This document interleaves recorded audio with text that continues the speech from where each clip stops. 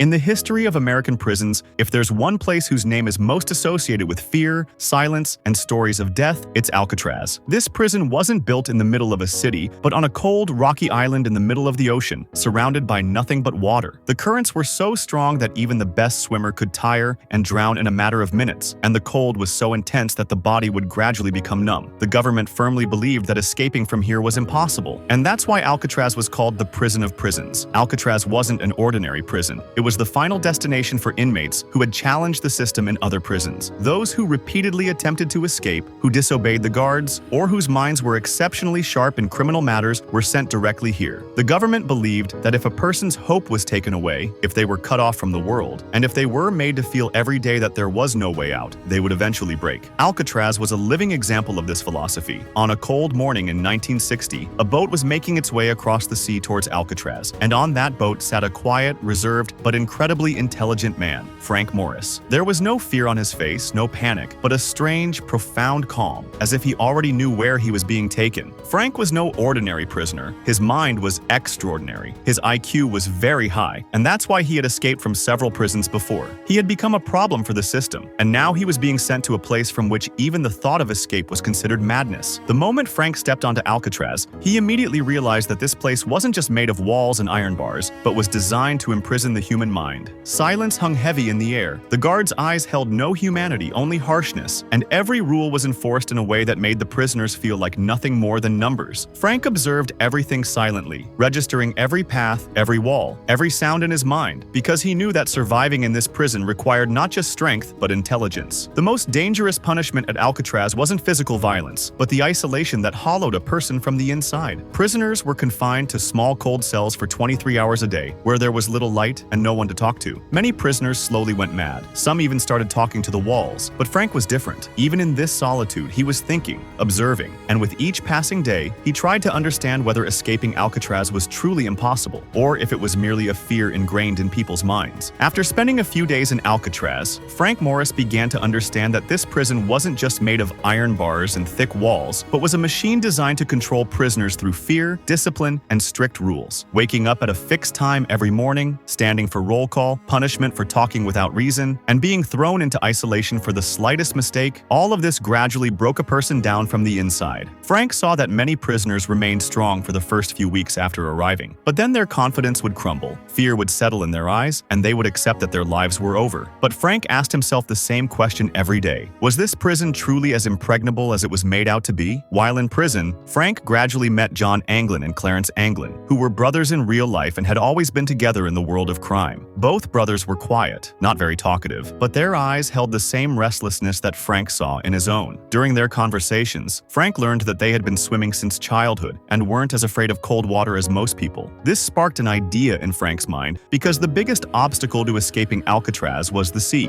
and if someone could overcome their fear of the sea, half the battle was already won. One day, sitting in his cell, Frank began to examine the wall closely and realized that the cement had weakened due to moisture and time. A slight scratch caused powder to crumble from the wall, and this is where Frank's real plan was born. He understood that no matter how strict the prison was, it was built by humans, and where there is something built by humans, there are bound to be flaws. Frank doesn't tell anyone directly, but first he reassures himself, then gradually hints at it to the Anglin brothers, and an unspoken agreement forms between the three of them. If the opportunity arises, they will seize it as their last chance. The escape plan wasn't some movie scene that could be concocted overnight. It was a painstaking and dangerous undertaking that spanned months. The three prisoners collect small spoons, sometimes from the canteen, sometimes from other places, and every night they slowly begin to dig into the wall. To avoid suspicion during the day, they cover the wall with dirty paper, and only at night, when everything is quiet, does the real work begin. To mask the noise, Frank plays the accordion, so the guards think someone is just playing music to pass the time. But in reality, every night another layer of freedom is being chipped away on the other side of the wall. As the tunnel deepens, the three men realize that even a single mistake could mean Alcatraz wouldn't let them live. Getting caught wouldn't just mean punishment, but a lifetime rotting in a dark isolation cell, where a person slowly loses their sense of self. But despite this, every night as Frank works the spoon against the wall, he has only one image in his mind: the open sky, breathing without bars, and the day when the name Alcatraz will no longer be a source of fear for him, but merely a part of history. This thought propels them forward, and the story now moves towards a point where not only their intelligence, but also their courage will face its ultimate test. Building the tunnel was was a dangerous task in itself, but Frank Morris knew that simply breaking through the wall wouldn't be enough. The real challenge was deceiving the guards. Every night,